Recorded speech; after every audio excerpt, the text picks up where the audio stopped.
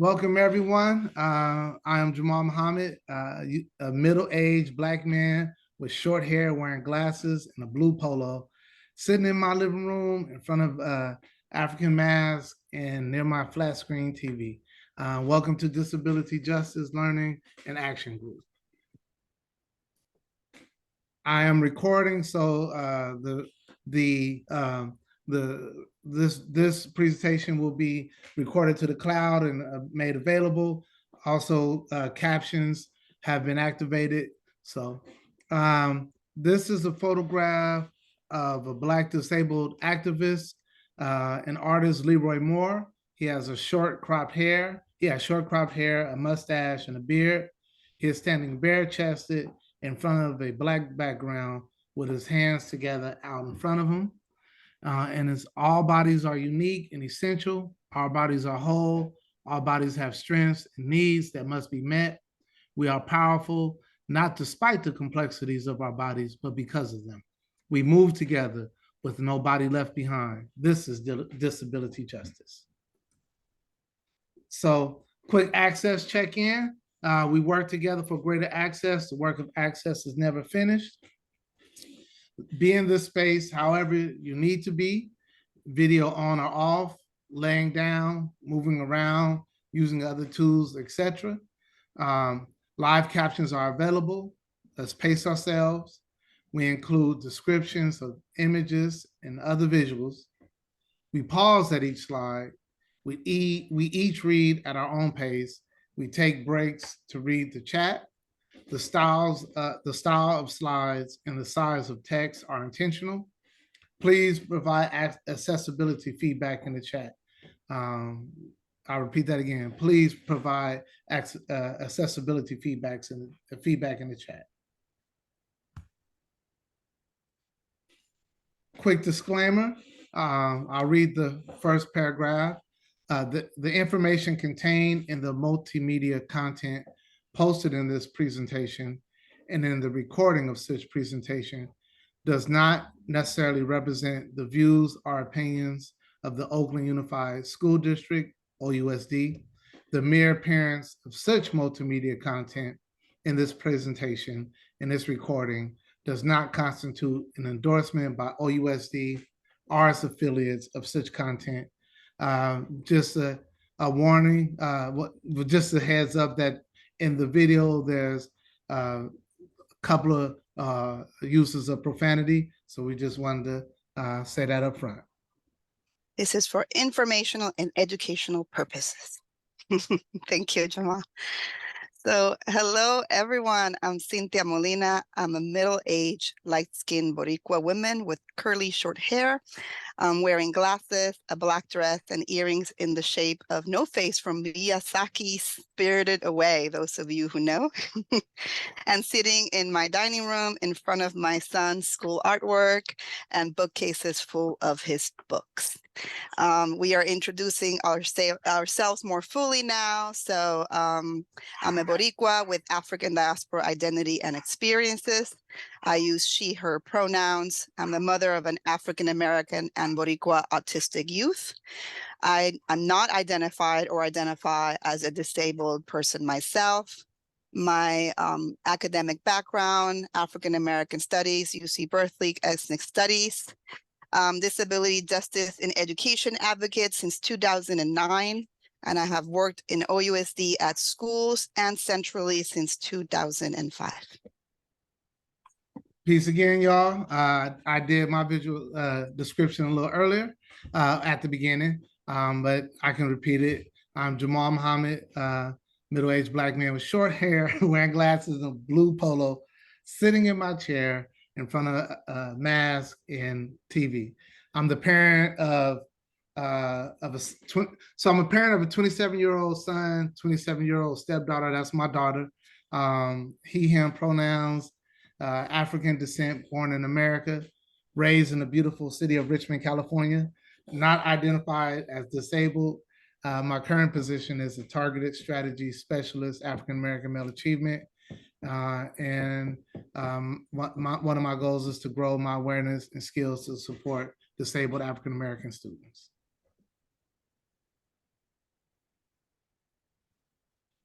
Cynthia, we want to, if you all can introduce yourselves in the chat. Um, can we do on mic, or is it too many people? Oh yeah, I think there's 29 of us. This segment ends at 4:20. How are we doing for time? I'm glad I put those little mark. We're doing good. We have 14 minutes. We're doing good. So yeah, there could be a few on mic, and then everybody who doesn't, please make sure to introduce yourself on the chat.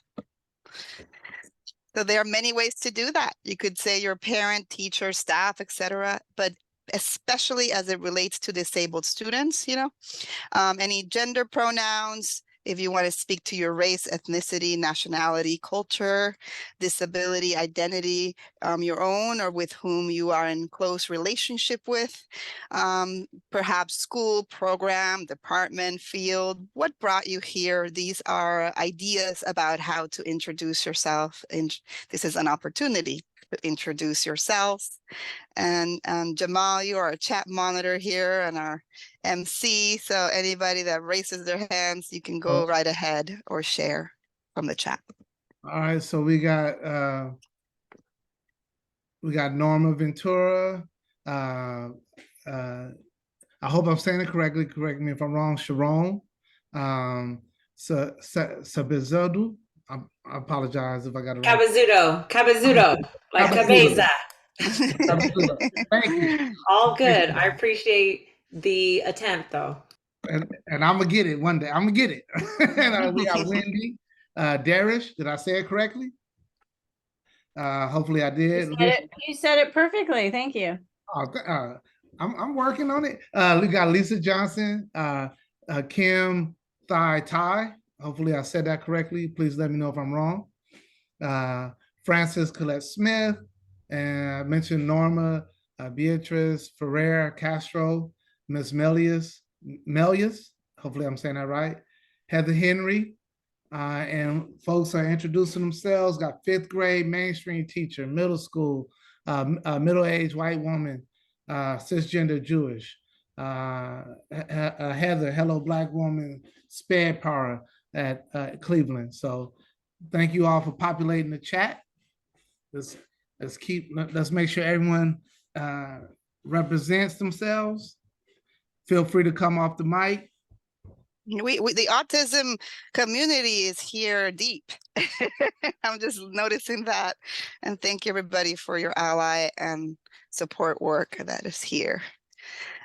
So anybody coming up, Mike, you said, Jamal? Not yet, but I hope to hear somebody's lovely voice. If not, no pressure. The chat is populating. Hello, I'm driving, so I cannot type on the chat. So my name is Daniela Ibarra. I'm from Mexico. I've been in the US for 9 years. I'm a third grade bilingual teacher, and I don't identify myself as disabled, but I think it's very important to learn how to serve. Even though right now I think I don't have any student that is disabled, but you don't know when you have one, right? So I want to be ready for them. Thank you. Thank you so much, and pleased to meet you. Hello. My name is Shanita Simmons. I am a peer educator in OUSD. Identify as she. I'm African American. I do not identify as disabled. Program I work in is special education. What brought me here is more education to learn how to support and to be more versatile with the disabled community. Thank you so much. Appreciate y'all. I can go next. Hi, my name is Norma Ventura, and I am a parent and a staff in Garfield Elementary. I consider myself Latina or Mexicana because I was born here in Oakland, born and raised, and my parents are from Michoacan, Mexico. And what brought me here, it's because I'll be around disability. How can I say it? Okay, I'll be around, so I just want to learn more about it and to see how can I help. Thank you. Thank you so much. Keep it rolling. lively up the place. There's somebody else? Yes. Hi, I'm Dominique Melion. I'm Executive Director of Families United for Equity. I am an American woman, non-disabled. I do have a 3-year-old who is Afro-Latina, and I have been I've been working with developmentally disabled adults and children since 2004, and I have a sister-in-law who is developmentally disabled as well. So recognizing Families United for Equity in the room. Thanks for your partnership. Thank you. Yeah. Appreciate everyone. And I want to appreciate everyone in the chat as well. I can read real quick. One, Linda Self. Hello, Linda Self, speech language pathologist, preschool, 5th grade. My pronouns are she, her. I am white, cisgender, and not disabled. I'm here to continue to work on improving anti-ableist and anti-racist practice.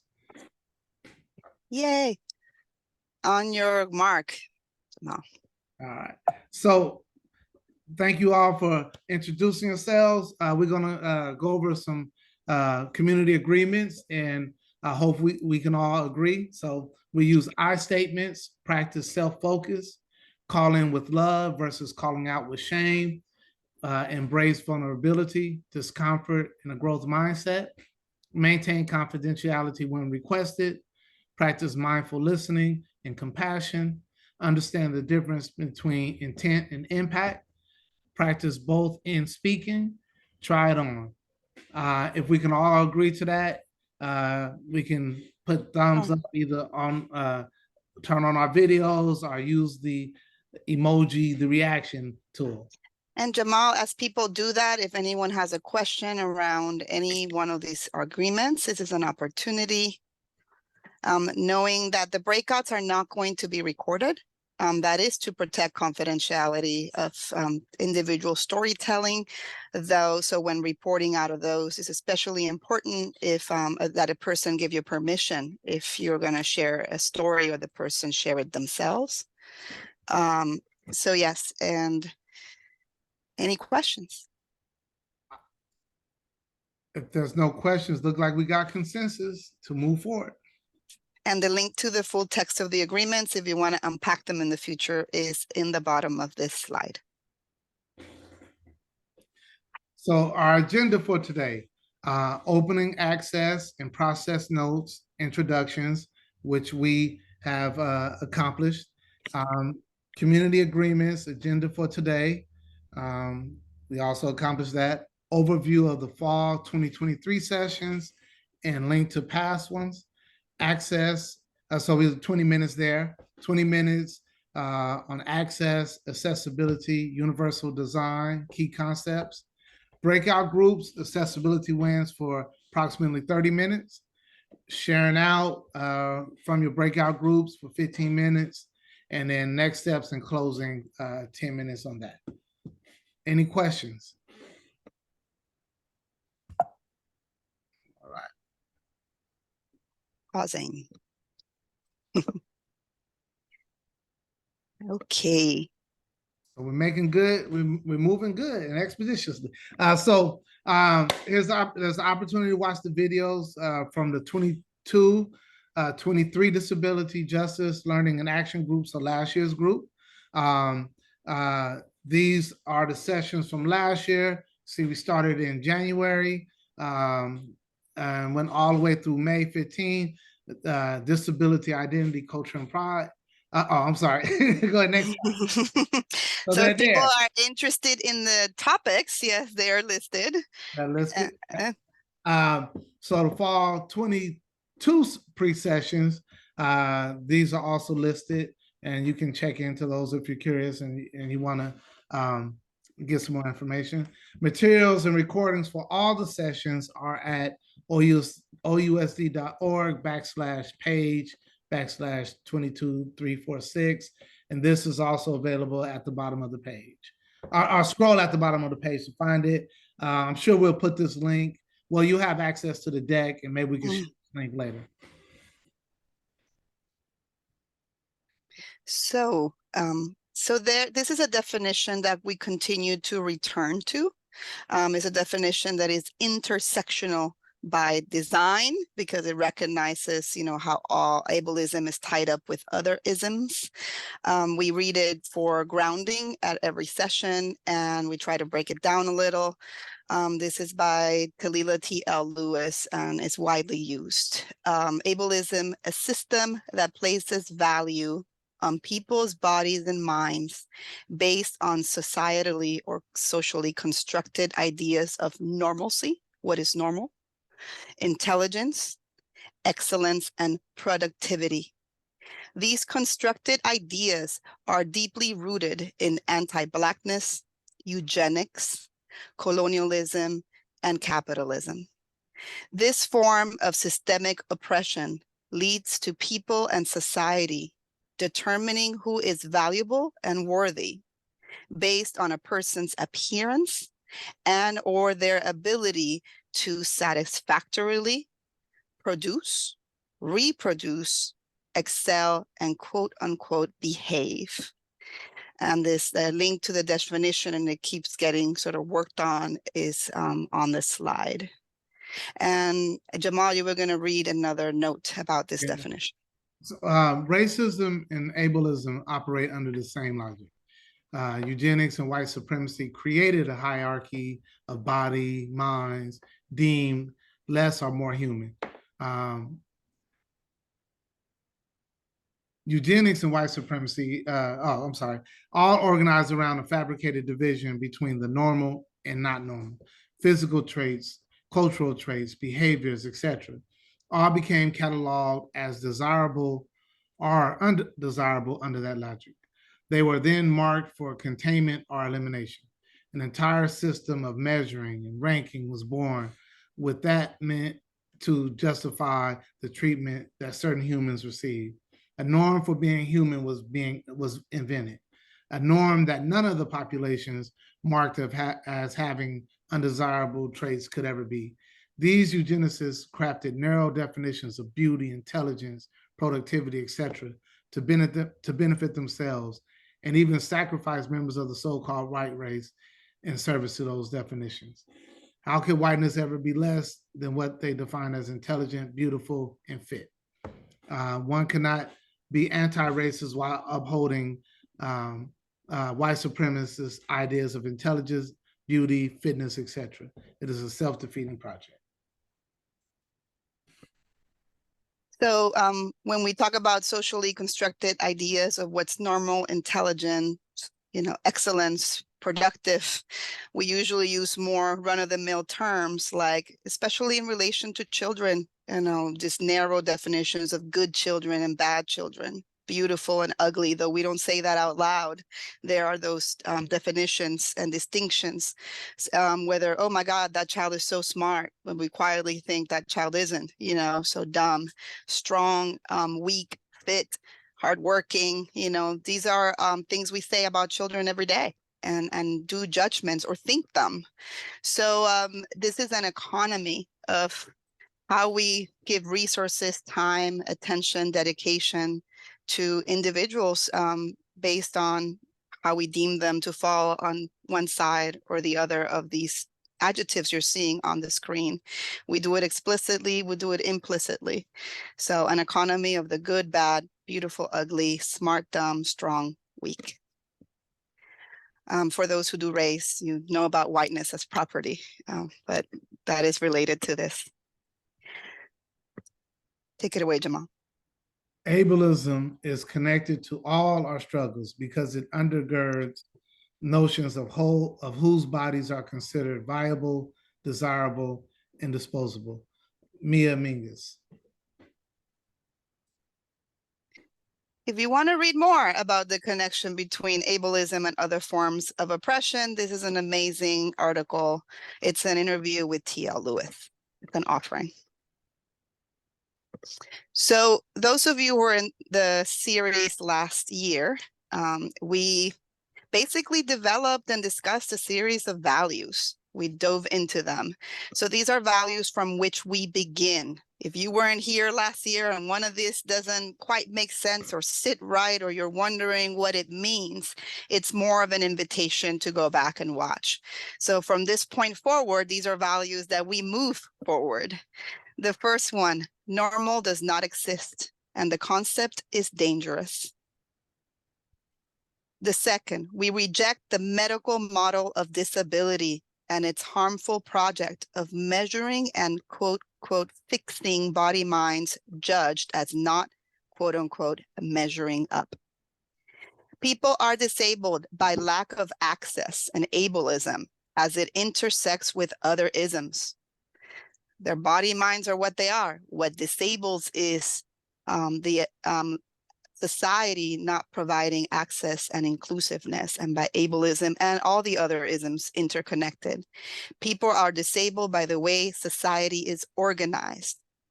For this group, and for those of us who move disability justice forward, disability is identities and cultures. That's why we say that we claim the label of disabled. And that's a whole session. Claiming a disabled in identity is positive and productive. And that looks a lot of ways based on what community you're from. We must learn to identify and interrupt everyday ableism, including those examples shared from within our own school district in that session. And we must promote disability pride and disabled role models for all children and youth. So, and we keep offering the disability pride flag for your use with an explanation. I think I might have stepped on your toes a little bit, Jamal, apologizing out loud. We were trying to figure out who was going to do which part. Thank you, everyone, for being flexible. So we have this is going to be you. So we're gonna have this series this year, and the series is called A Disability Justice Platform for OUSD Students. That is what we're building. That is what we're refining, adopting, and promoting together. And Jamal's going to read the headings of that platform, what we call the commitments. And under each commitment, there's a series of actions that we're not going to present today. So go ahead, Jamal. Thank you. So disability justice for OUSD has 7 commitments. 1, open, sustain.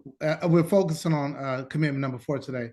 1, open, sustain, and widespread dialogue about disability experiences, disability justice, and education. 2, instruction about disability and disability justice for all students. 3, promoting anti-ableism as integral to anti-racism and overall educational justice. 4, the commitment we're focusing on today, universal access for all disabled students and community members. 5, addressing resource and other structural obstacles that undermine the emotional experience of disabled students. The educational, that's okay. And Go ahead. 6, promoting and expecting a culture and practice of disability inclusion and belonging, planning for it. 7, value existing disability support, those who provide it, and communities that already center our children. So there's a link to the full text with a list of actions, actions for each of the 7 commitments.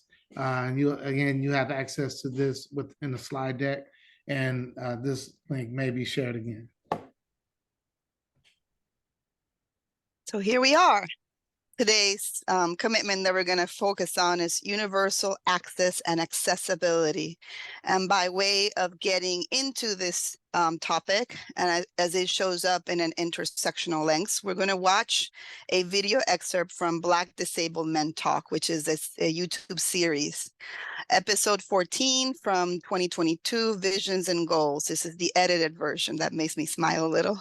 So we start at 48 minutes, 40 seconds and go to 55 minutes, 20 seconds. So I'm going to get off slideshow mode so we can share that.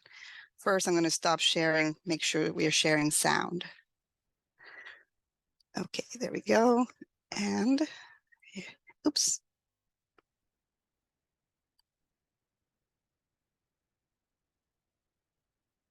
And you saw Leroy Moore in the beginning, Lateef McLeod, I forget, Keith, the last name. There are four men who developed this series. So. And there's captioning in the video, so it might be a good idea to follow that captioning instead of the one from Zoom, because it's more accurate.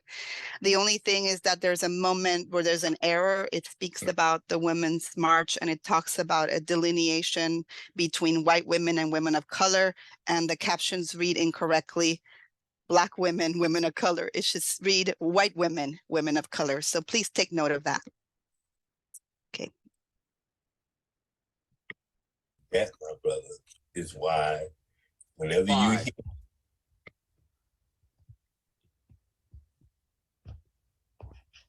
didn't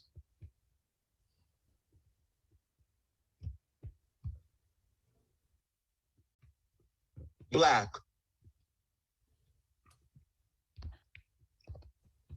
power media want the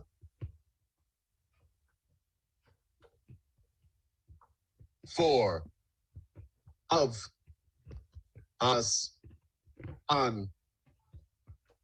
Why didn't Black Power Media want the four of us on? You know why? Was it? They're not gonna say it, but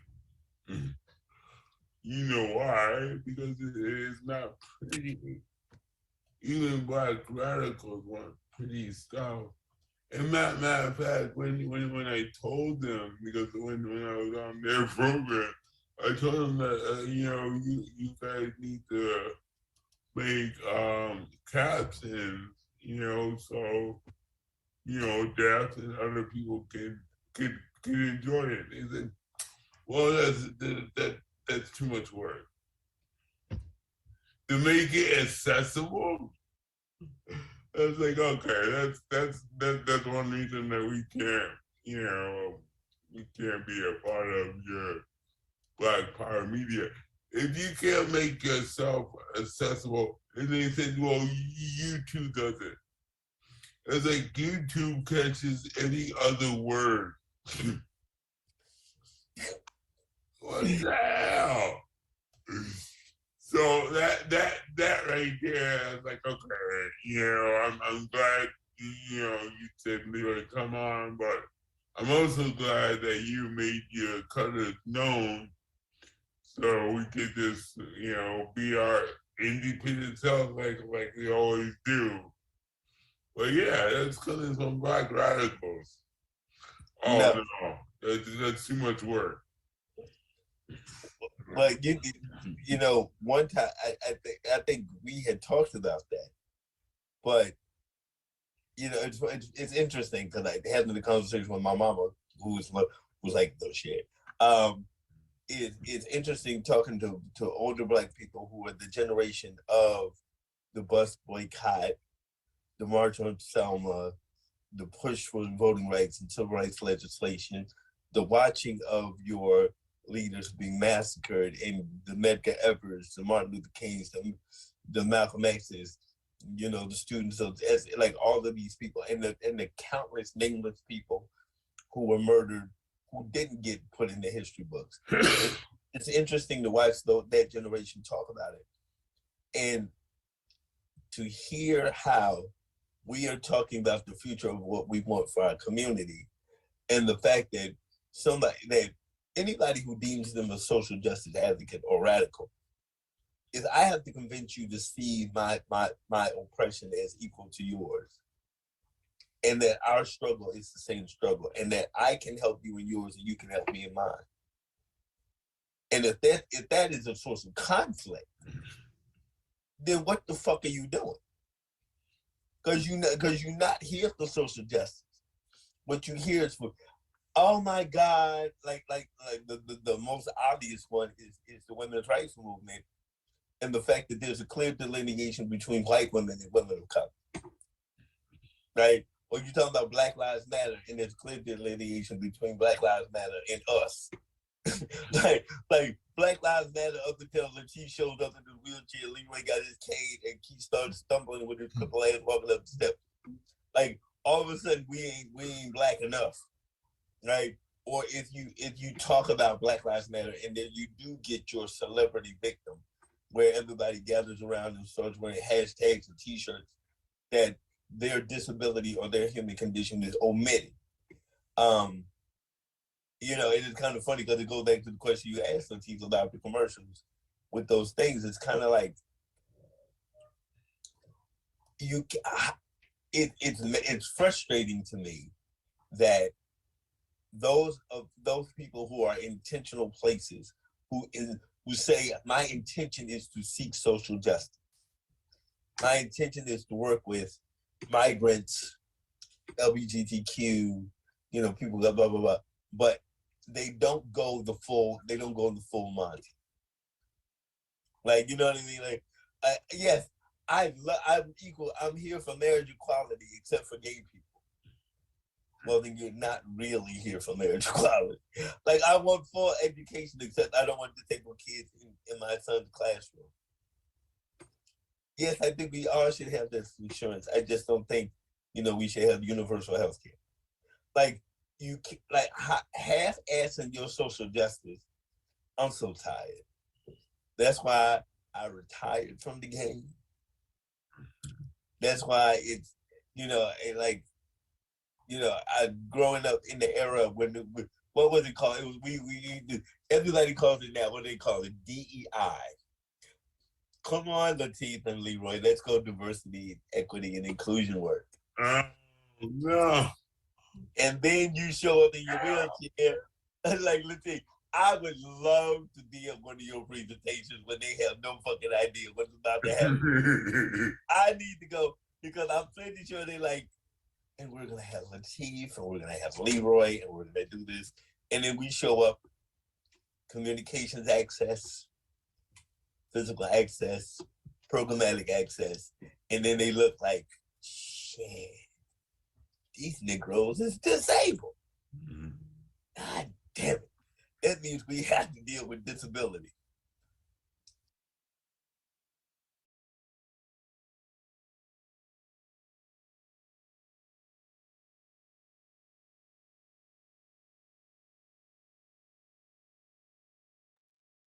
Letting that sink in a little.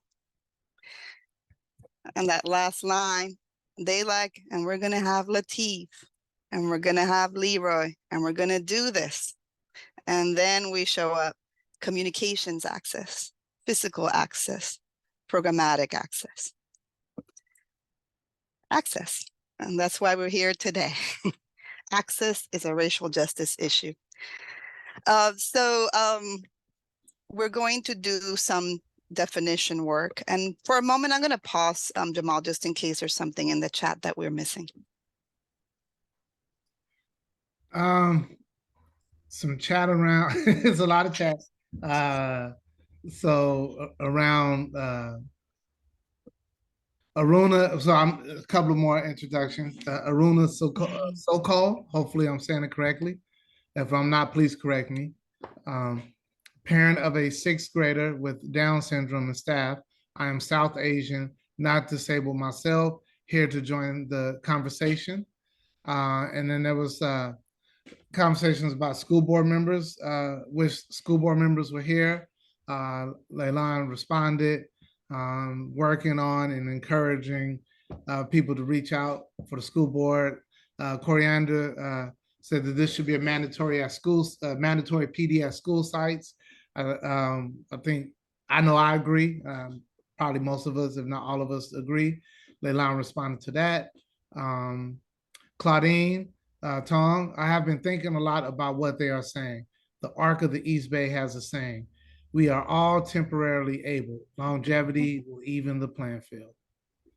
I think that's a great, I can't get to all of the comments. I think that's a great way to end.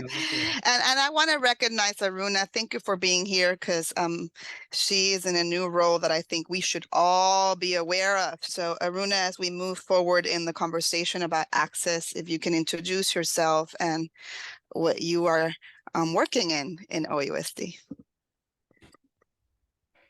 Did you want me to do that now or later? Sorry. Okay, we could do it now. And then No, I didn't hear introduce- I missed the very just first part of what you introduce said. I can yourself wait. in your role, because ideally I would have loved, I know there were logistical challenges, would have loved to co-present this one, and I know that this is at the center of what you do. So go ahead before we dive in.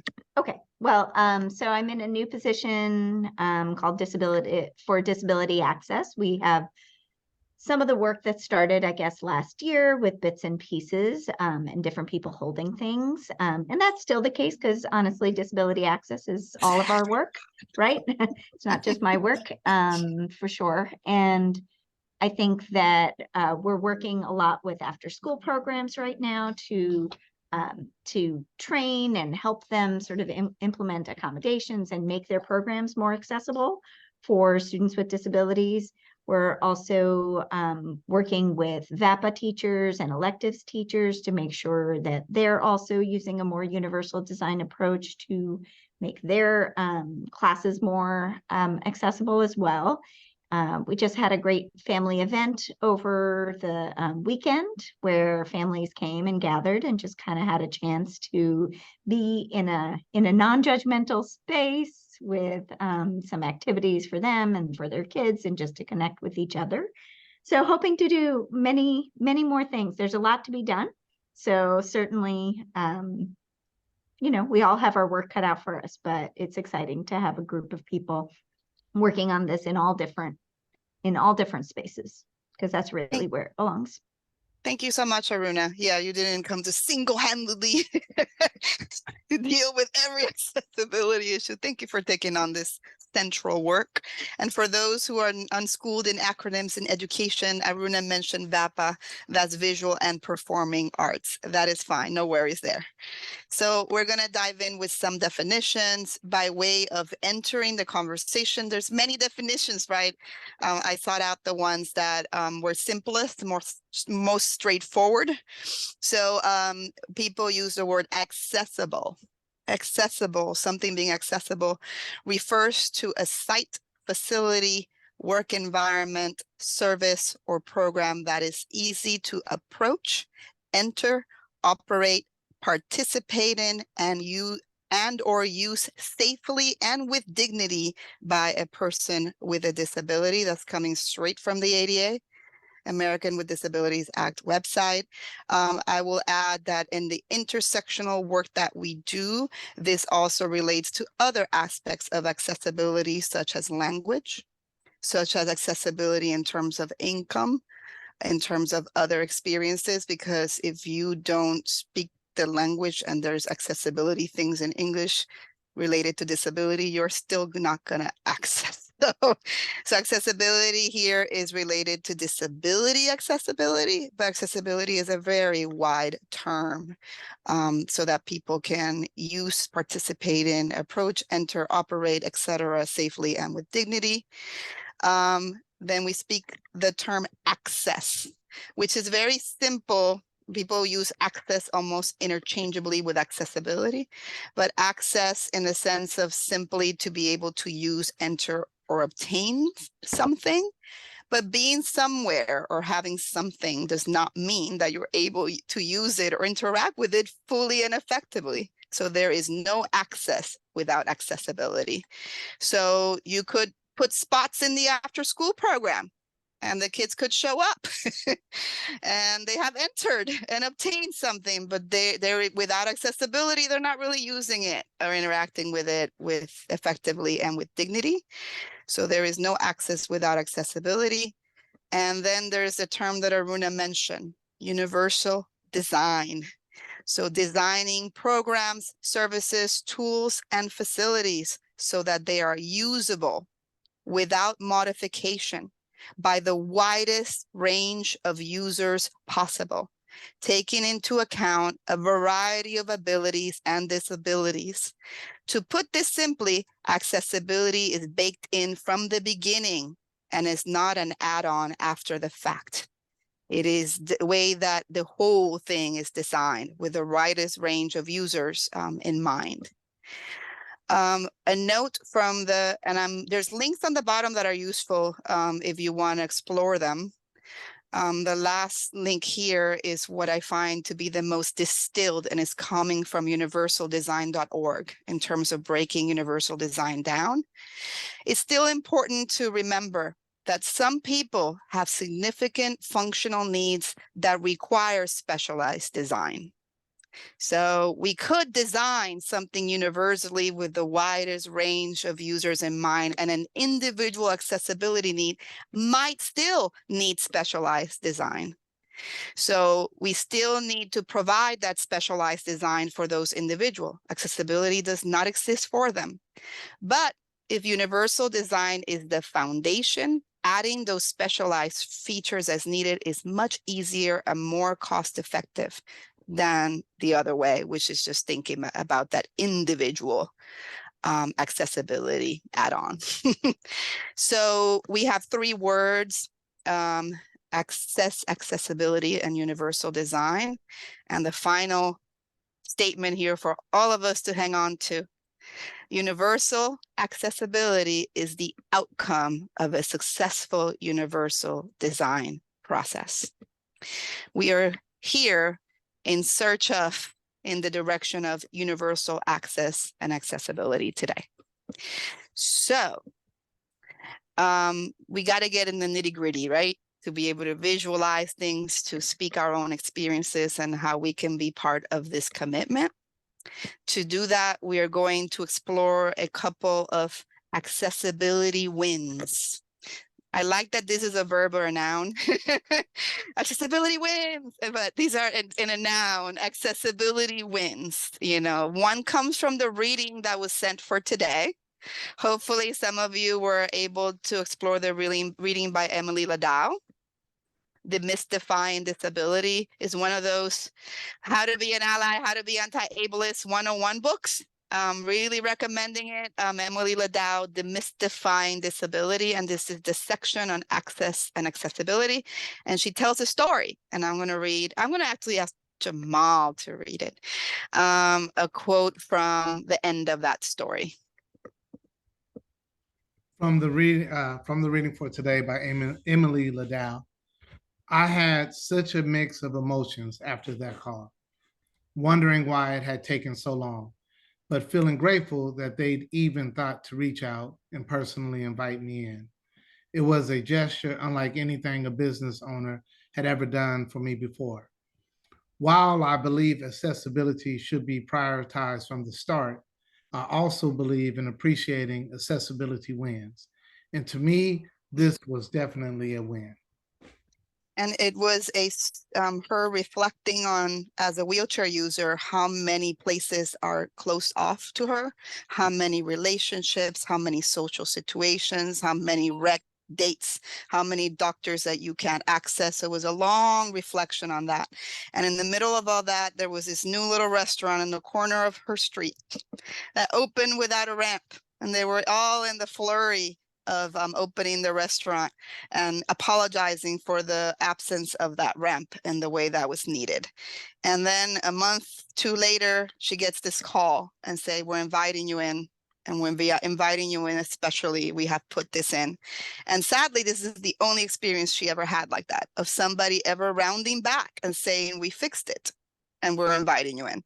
Very, very bittersweet, you know, but she wanted to name it as an accessibility win, and it's important to celebrate them. The next one is a clip of a video called The Library of Things, from an interview with Leah Lakshmi Piepsna Samarasina, very well-known writer in the disability justice world. And so I'm inviting 2 more books. Those of you who like to read, take notes. The Future is Disabled, Prophecies, Love Notes, and Mourning Notes. A lot of it happens in COVID. So beautiful read, very forward-looking, long-range, textured. And the one that precedes it called Care Work, Dreaming Disability Justice. And we got to get outside of the technical aspects and get a little bit into the dream beauty of it all. And these are 2 books that will help with that. So I'm going to click on this clip, and it's an accessibility win that Leah calls out. So hopefully I can scroll to that quickly. There have always been disabled people. There's not one way to have a body or mind. Disability includes physical disability, chronic illness. There we go. Thank you for that and for that reading. If we were to doula perhaps a new world into being, a lot of it would be bringing into being things that don't exist yet. But you mention in the book some things that do exist right now. You want to name a few? I'm thinking particularly of your library of things. Yes, so I wrote about when I was living in Washington, the public library system in Thurston County had these libraries of things, which included, they had libraries of adaptive devices. So you could just go and check out wheelchairs, screen readers, augmented communication devices, things that you could use like in large playing cards. So if you're low vision, you can play poker, adaptive video game controllers, and it was all free and you didn't have to have a doctor's prescription, and they just trusted disabled people. They trusted that, like, hey, if you want to try this out, if you need this, go for it. And it's so different than the current system where, you know, so many people I know can't even get a doctor's note saying, yeah, this person has Lyme disease or cerebral palsy and they need this accommodation at school or at work, right? Because of the way the medical system's set up. And that's in the public library system in Thurston County in Washington. I also know that in Ontario, in Hamilton, the Disability Justice Network of Ontario started something similar that was an adaptive device library in their library system in a very working class steel town in Southern Ontario. And you might walk into your own library and say, hey, they got one, why can't we? Right, exactly. I mean, when I went through a breakup, I was like, God, I can't, I've got severe osteoarthritis. I don't really have a left hip joint. I'm 47 years old. And I was really used to my partner bending down and picking up things for me. And I was like, God, what am I going to do? And then I was like, oh, like my friend was like, you can get a grabber. It's just, you buy it online and you reach down and you pick it up. And I was like, and honestly, that sounds like a small thing, but there's actually a lot of people who stay in abusive relationships because their partner's their caregiver. And they're like, what am I going to do without them? And if you don't know that there are adaptive devices out there, and so often, I've been disabled since I was, 25 years this year. And I've never had a rheumatologist or a primary care practitioner be like, when I've had a flare up or a situation where walking's been hard or I've been in pain, they've never suggested, why don't you get a walker? Why don't you get a rollerator? Why don't you try this? They've always just been like, well, Advil, or, hopefully you'll get better someday or lose weight, right? And, there's a real hostility to adaptive devices and disabled technologies in the medical world, but it does not have to be that way. And when we reduce those barriers, it makes a lot of things much more possible for people. I remember my father was in a wheelchair. Oops, okay. Slideshow. There've always been disabled people. So here we talk to each other. Go ahead, Jamal. So just got a chat from Carmela Golden. Just saw a heartbreaking video of a young man missing his one chance in his 25 years to see Beyonce in concert because the airline said his chair wouldn't fit. So many people face inhumane indignities just trying to gain access to the fun, normal, joyful parts of life that most of us take for granted. It's not just about giving access to things people, quote unquote, need, but making sure that everyone can live a full, enjoyable, easy life too. And that's from Carmela. Thank you for sharing that. Just want to sit with that for a second. So about to create these breakout groups. So in our breakout groups, choose one or two reporters for the group, respond to one of these two prompts, share an accessibility win, name an accessibility win that you need right now for yourself or specific students, for specific students for your school. Be ready to share your individual response in the chat. When we return from breakout groups, choose one response to share out loud with the whole group. Cynthia, can we populate that in a message to the breakout rooms once they're created? Absolutely. So I'm creating right now approximately 9 breakout rooms, 3 to 4 participants per room. So it'll be 25 minutes in the, is that correct? 25 minutes? Mm-hmm. You have 25 minutes, so approximately, a little bit more than 5 minutes, 5 to 6 minutes per person. I'm opening them up now. And so you should be assigned automatically. And we'll drop the prompts and the instructions in the when you all get in your groups. Let's go from highest to lowest. Just so you know, group 9, you're gonna go first. So we are going to, I'm going to take notes of what people share out. There were 2 prompts, and you could do either you're sharing a win or you're naming a win that you need. And let me put this in full screen. And of course, there's an invitation to share your little bit in the chat as well. You know, and I'm going to keep, you could do that after the session. You could do it now. You could do it whenever. I'm going to stay in this room for a while after as well, if you want to just pay attention now. So room 9, who is coming from room 9? We're here from room 9. Is this on the main slide? Yes. So okay. this is going to be notes that are shared as a group. So the one that you chose to share out together, and these are kept as for us to draw from in the notes. Okay. So can we type them up ourselves? Oh my God, yes. You could put them in the chat, and I could copy paste them in here real fast. That would probably be the easiest. Okay, very good. And I know Zoom has a Blackboard that I never activate, but so I know we had really a few wins and a few wants and desires. Let me make sure my colleague, I know I had Ashley and was it Navjeet? The Skyline resource teacher. So this is Sharon speaking, right? Yeah, this is Sharon speaking, yes. And Ashley? And Ashley was there, And it's Navjeet, right? Yeah. Yes. And okay. I'm searching for that spelling real fast, but you can give it to me if you want. Navjeet. Navjeet. Thank you. It's a V instead of a B. Oh, got it. Yeah. There you go. Thank you. You're welcome. Thank you. So Navjeet, did you want to use your? Yeah, I'll share my win.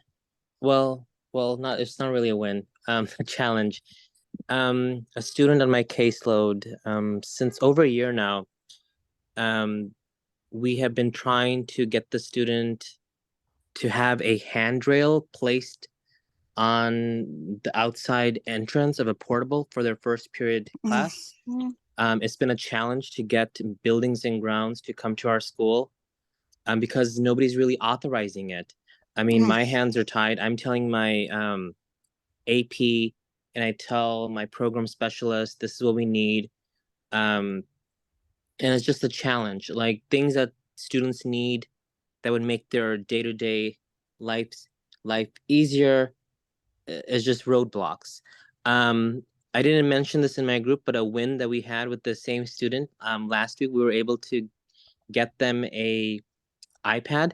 So now they're able to do their assignments and for their illustration class. So they can take pictures easily and they can take the iPad home. Yeah. Awesome. Thank you. And you could call on folks, Jerome, and I know people might not know their groups, but they can figure out their clusters. I'm typing it in the chat now. And I could, and next time we'll remember to make sure people take note of that. So anybody can pop up who's ready.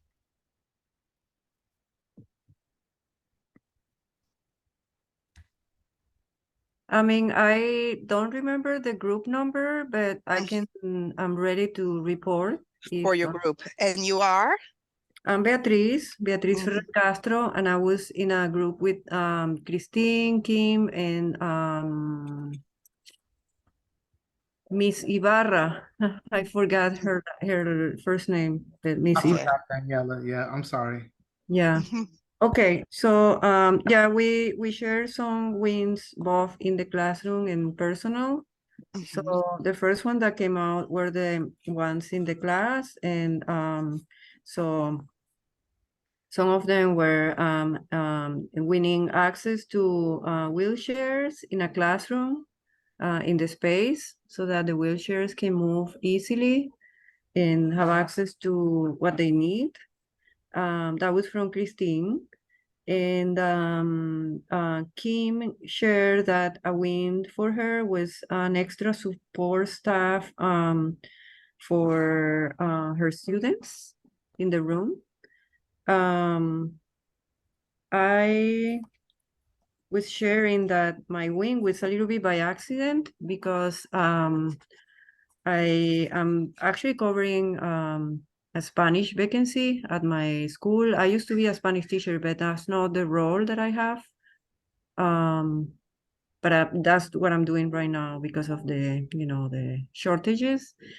And I found that two of my Spanish 1 classes were very small, and I do have students with IPs there. So it's an accident win because by having smaller class sizes, I get to give my students more one-on-one support, which they definitely need in a Spanish class. It's very challenging in general.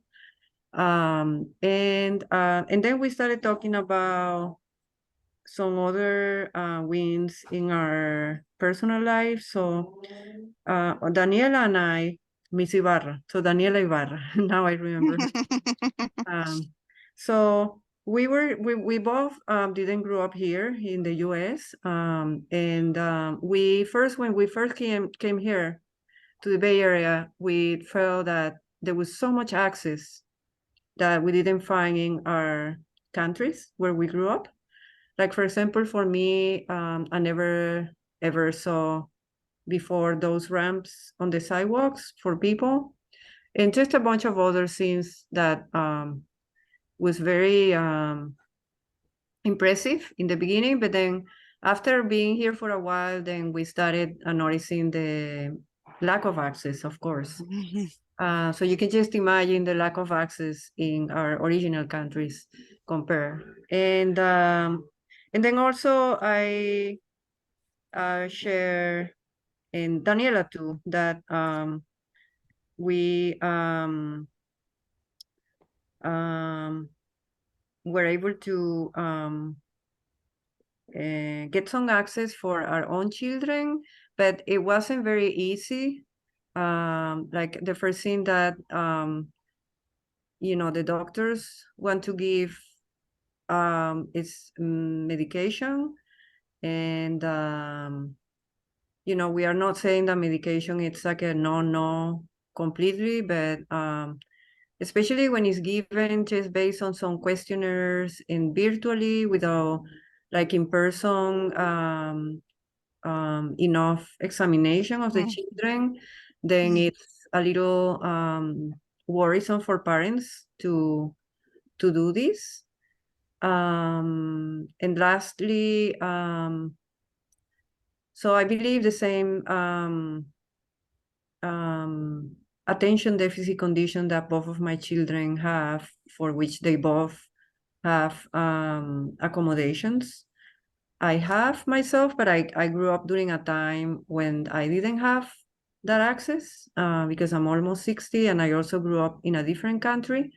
So I have to like do a lot of like masking, and I still do, I have like my weird ways of getting around things just because I have this difference that was never addressed, and I just have to develop my own way of coping, which is very stressful. But anyway, so that was our group sharing.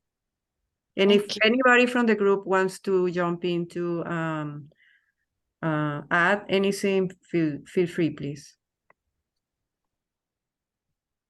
Well, I want to know where you were from. I grew up in Venezuela.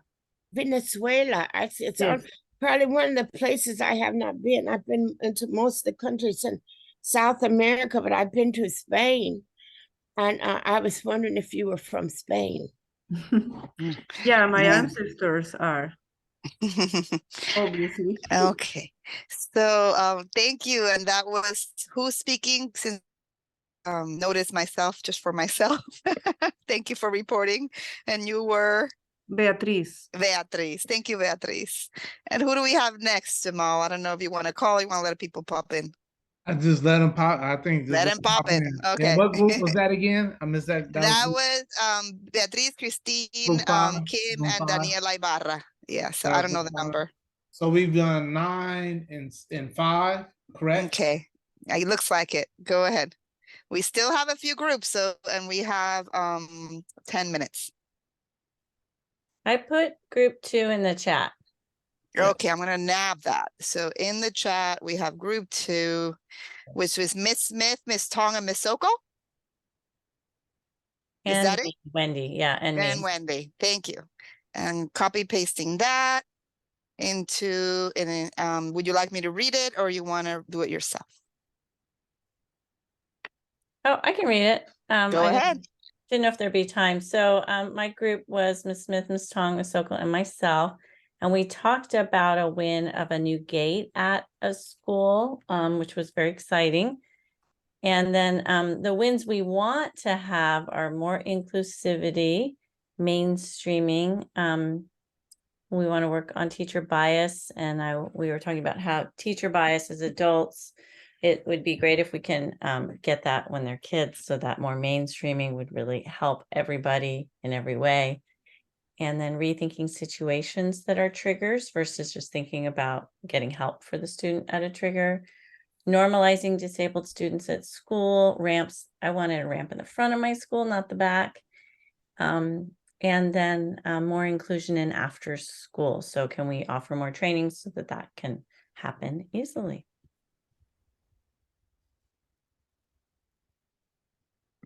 Thank you so much. And who wants to go next? Heather, go ahead, Heather.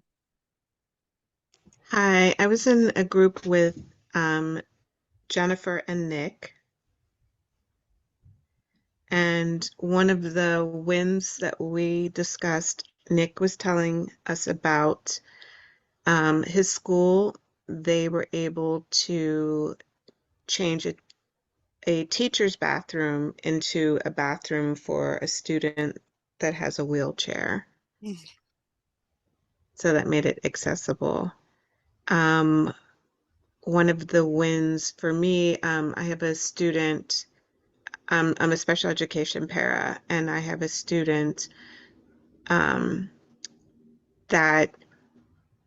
is in school. He has autism, and a lot of the general ed teachers don't know how to teach or work with him. But this year, he has an amazing teacher who is modifying her teachings, her classes for him. So she'll actually make worksheets for him, and she will show them to me in the beginning of the class. And then I work with him in the classroom as the other students are also learning. So she made it, made it so he is included in the classroom with the general ed students. And Jennifer mentioned that at her school, one of the main pluses is that they have a lot of support staff. And yeah. And Jennifer, you can jump in if you want to add to that. Yeah, I mean, that's a win from just this year, because last year we were definitely in the same situation that everybody else is, and that Heather shared that she is, of not having quite enough. But we were fortunate to get an administrator that has been championing for us, so that we could get more full-time employees to support students with disabilities. So. And there's something, thank you so much. There's something I haven't mentioned that would be useful, since we are all going to be in solidarity with each other and ultimately pick things to support each other with. If you feel comfortable, you can also share your site. Okay. And I can give, if you can put things in the chat, I'm not sure to grab them as well. So, next, we have 6 minutes left. Carmela. Hi, so I was in a group with Melissa and Natasha. And we talked about a lot of things. We had a lot of time. And a few of the concerns that we have are, I guess I could rephrase this as things we hope will in future be accessibility wins. Our lack of wheelchair accessibility, especially for our youngest students. I think it's important for us to think about like the indignities that they face at such an early age and how continuous and challenging and defeating that can be. So it's really important, especially at the youngest ages, to make sure that we're including them and things like that. Another is a hope that we can get more support from paras and other trained specialists. Gen Ed teachers work so hard, and the very special ones have the extra energy to continuously put the onus on themselves to change and be better, and that's so important, but we can't do it alone. And it's very easy, I think, for leaders to allow us to bear the burden of the responsibility instead of taking on that burden themselves. So we're hoping that that's like kind of our third one is that some school leaders, there's kind of an inconsistency in school leadership, and that our administration at the district as a whole, and then nationally as well, will put their money where their mouth is, or put their actions where their words are, and truly start putting our students, our stakeholders first. One win that I personally literally had from this meeting is while watching that video of the three gentlemen righteously venting amongst each other about their just exhaustion and being tired with constantly having to fight for accessibility, talking about all of the excuses that they hear from people who are justice oriented and projects and groups, organizations that are justice oriented, that it's too hard or it's too much work or we don't have the time. I have been doing that myself, as captions for some YouTube tutorial videos. I haven't taken the time to go in and make sure that the captions are accurate. And because of that, I'm doing that tonight. So I'm like, as we speak, I've been doing it. It's a huge win from this video. Thank you. I will look back and check for accuracy. Yes. Okay. Okay.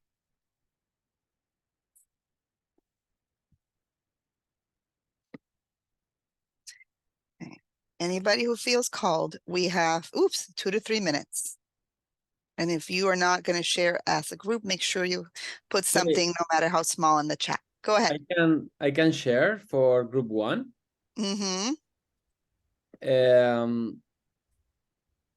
I was with Patricia Campoy and Linda. And who are you, since I don't see you? Jesus, sorry, I'm Jesus. Jesus, got it. I have to scroll the gallery view. Okay, go ahead.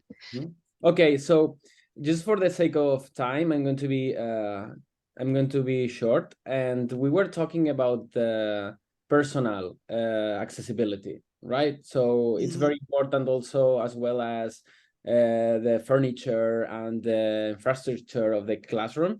But we were talking that, for example, in Patricia and my school, we go to the same school. There are some students who are in special classes because they need they have certain necessities. They are quite, how do you say that? They have extensive support needs? Yeah. Sometimes they are quite severe, right? So they have special people trained for them, right? But still, there are some things that we can do together, such as festivals like Halloween or Winter Festival, that they participate and they do groups with us, for example. And also we're talking about, for example, field trips some of them they are done, some of them they are not. So the wishful needs would be, for example, to include them more in these activities, although they are already included.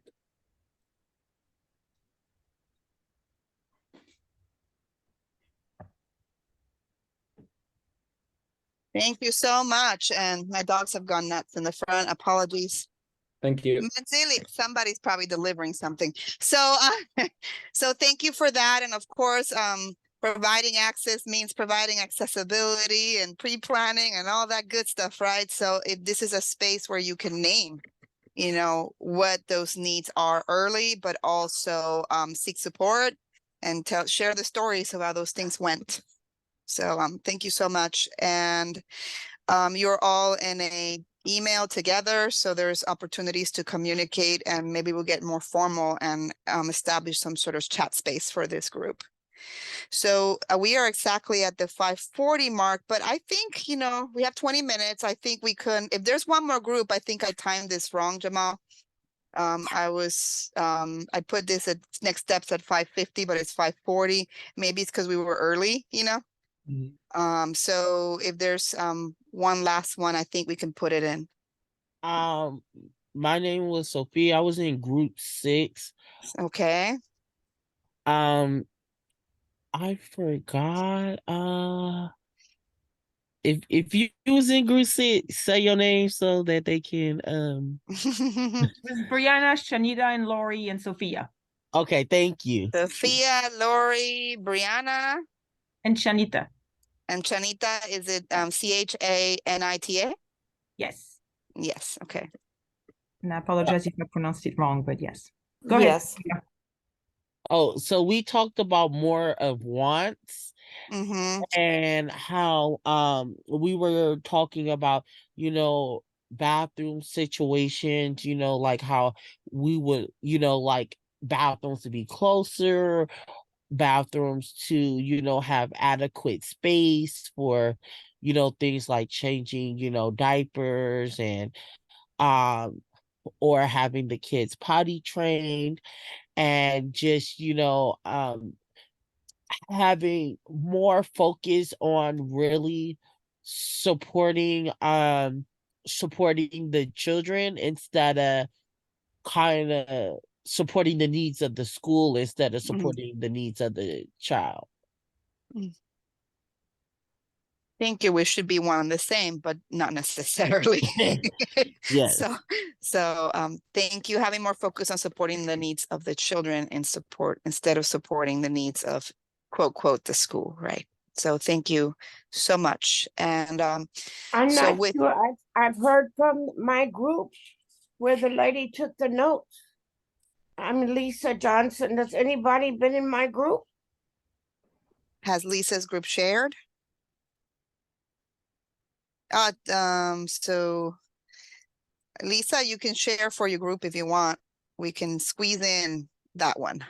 Okay, we were mostly talking about disability accessibility. We started talking about the state and the county gives you tax exemptions if you will put a ramp in your home, and things like that. Kind of give an atmosphere of having a handicapped person not have try to take the steps, you know, that he can visit his friend or anywhere else where there's a ramp. And we all admit we've been somewhere, coffee shop or someplace, and we couldn't get in, or we've seen somebody that couldn't bring a wheelchair into some of those places. We talked about that. And then we talked about not including students, whatever their handicap problem was, to make sure they're inclusive. And then I was trying to get a better understanding of what is happening when I was in what they call my pre-service, you know, when you're in and I went to Cal State, and we talked about mainstreaming a child. We mainstreamed a child. If the child for a couple of hours or something couldn't be mainstreamed, and he was returned to his resource position, but that was never permanent. He just went back and forth, and that's true if there's 20 of them, you know, they just go back and forth so that the rest of the class can move ahead. That's what they called mainstream. Now, apparently Oakland works different, but didn't bother to tell me. So I was trying to get out of the young lady who was a special ed teacher what is happening. And she said that her classes were easily 26. They were not bound by the class size limits that, you know, everywhere else. And she couldn't afford to have the child return when he couldn't be included because of behavior. So, but we didn't get to follow up on it any more than that. And I know that's a very, very special issue. Yeah. So you have bookmarked something for us. Resource specialist talking about large class size and difficulty, basically, serving those students all at the same time. Right. Okay. So there's a lot to unpack there. I'm gonna resist the urge to do it and understand that this is an ongoing learning process. So I want to thank everyone for sharing so that we can move into some resources and next steps. Here we are, and we had timed this thinly, so I'm very happy to have bought back a couple of minutes. So what are the next steps to this conversation? Some next steps are big and some next steps are small. So this group, committing ourselves to this part of a disability justice platform, universal access for all disabled students and community members. What does that commitment mean in practice? And we're going to return to that in the next session. That in the platform as written includes the following. And it is a starting point for developing this. Expect and demand unconditional access for all disabled students to all district school programs, resources, and experiences. Ooh, what's that all, that long list, right? That is part of what Lisa was just talking about, unconditional access to all. This requires that we account for all of the disabled students that our district serves and plan for their access at the onset. So if that after school program exists at a school, it is accounting for the presence and existence of a set of students that don't always get accounted for. That's the first step of access, right? So, and then plan for their access at the onset. Committing to a district-wide audit of participation by disabled students in all of those programs, resources, and experiences, and to understanding why or how students are or are not participating. So whether that be a tech or an Oakland High or a Manzanita, or there's an audit and that says, this % of our students with IEPs is participating or disabled because they don't always have IEPs. So are participating and these are not, you know, and we understand the why in the entire list of things that's happening at the school. So an audit. And then that is connected to something that exists already. There is a board resolution 211489. Access to social, emotional, and academic supports for students with disabilities. So it is a resolution the board adopted more than a year ago. And because of the work of the Community Advisory Committee for Special Education, Aruna is part of implementing this resolution that names things that students access outside of their core educational program: after school, summer school, literacy groups, electives, etc. Athletics, and that right now there is not a commitment to full access and accessibility in those programs. So this resolution implements a process for building that out more. So there is a resolution in our district that speaks to this. So a commitment would be to actually implement it and require that schools and district units plan for and build accessible meetings and gatherings so that disabled family members, students, and community members can participate. For that, we would need rubrics and related tools for district-wide accessibility, knowing what the lists are to begin to do that. So this is the wish list which we are going to develop. So in preparation for our next session, we are asking that you review the actions under this commitment, that you offer questions or suggestions that could build better understanding of the actions listed, make them more complete, and or help us revise them. So what you see here is a link to a document where you can write questions and suggestions. You already have access, and we will collectively adopt this commitment at our next session. We'll go on record. But to go on record, you have to have your questions and suggestions addressed, right? That is the next step coming out of this process, a little bit of homework. And we have provided for you, first of all, a useful article. It's called Accessibility. What does it mean? What are the purpose and types? So this is a good entry point to what are the different types of accessibility and what tends to go under each. And then a cool checklist, making events accessible. Checklist for meetings, conferences, trainings, presentations that are remote, virtual, in-person, or hybrid. So this is a bit by bit as you go, learning the how of accessibility of events. Our classroom learning are daily events. So those experiences are events in and of themselves. So it is useful also for the classroom context. So these are two offerings for you to use and learn from. And more generally, in 23-24, this group will revise and promote the adoption of a disability justice platform for OUSD.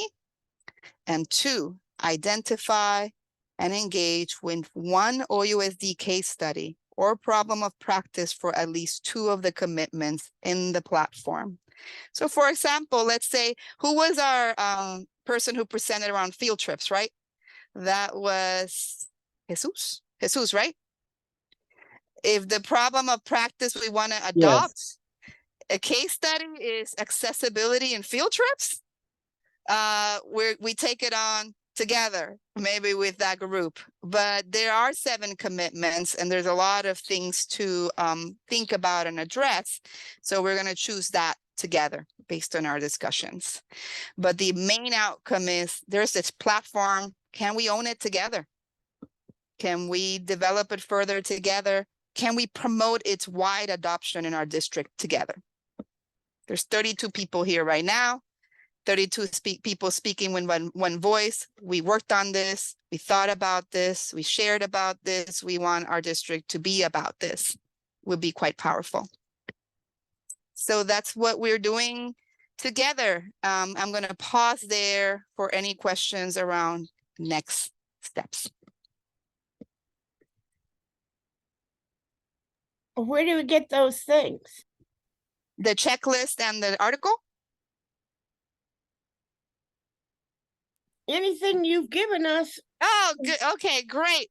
Jamal, if you'll take that the link to the slides and dump it in here again, it would be awesome. So these slides have links to things that are useful, to the videos, to definitions, where things came from. They are all in this slide. So all these slides are collected for you. These 2 here are the most relevant and useful. Yes, go ahead, Wendy. Is that Wendy talking or someone else?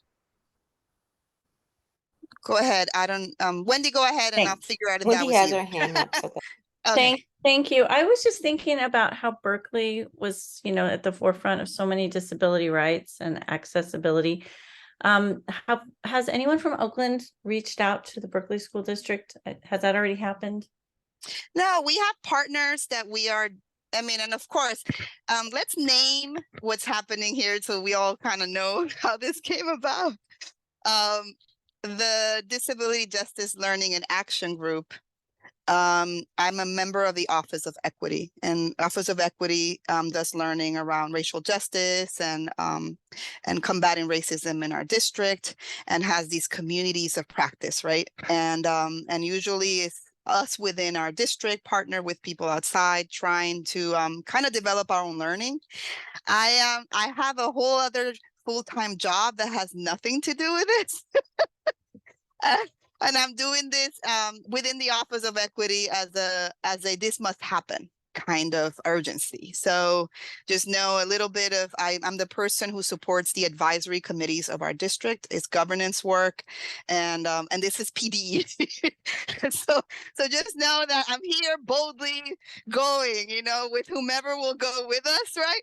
And I want to thank the folks from last year. People have different capacity. I want to thank Jamal. He's from African American Male Achievement, joining me, helping logistically. Partner in terms of content, Wendy. We all need to pull in as a group who we need. So the help is needed to make connections.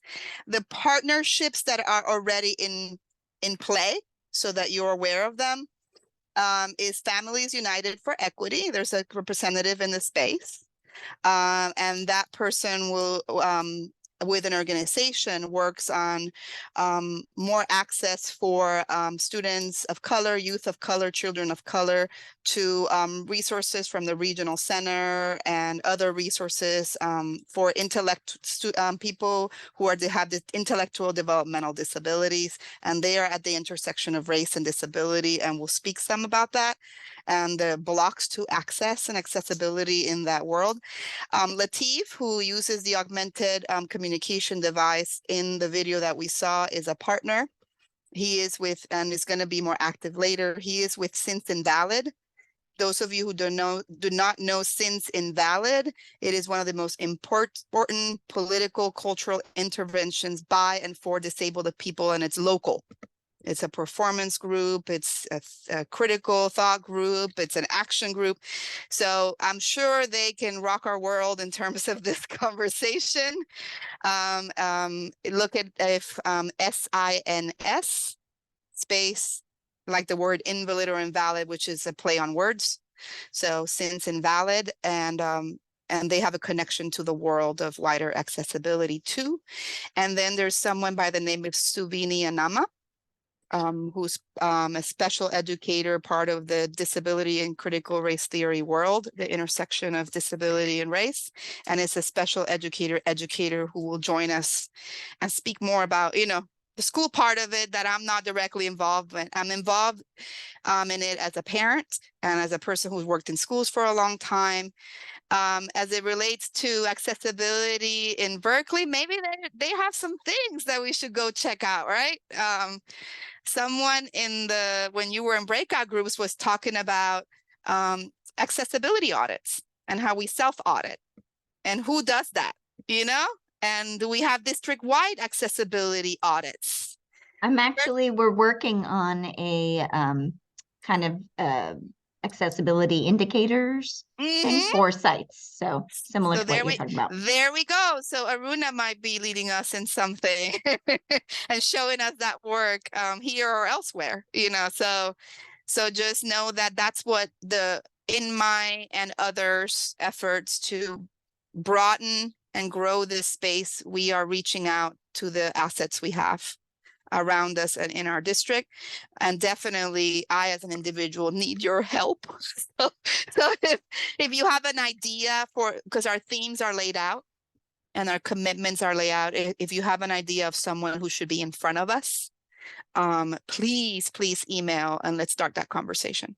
Because I don't own this. You guys own this. All of you own this.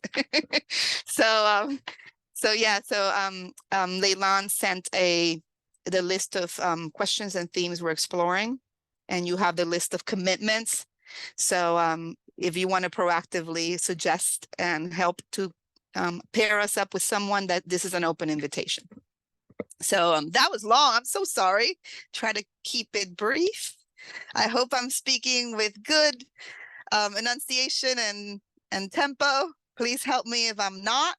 I don't want to stereotype my Boricua folks, but we do tend to speak fast. And it's taken me many years to, even in my own temperament, to slow myself down.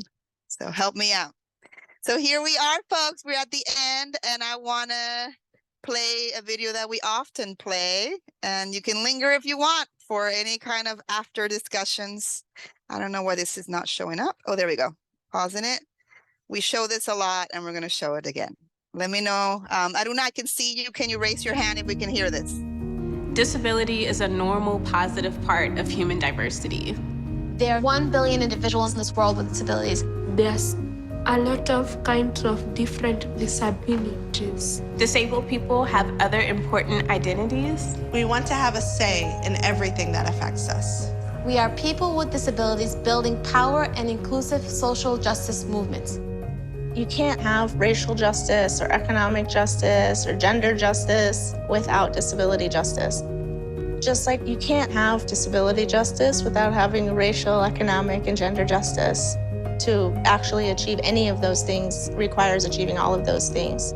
When we evolve our institutions to be fully inclusive, we can build a world where all are free. True inclusion is revolutionary.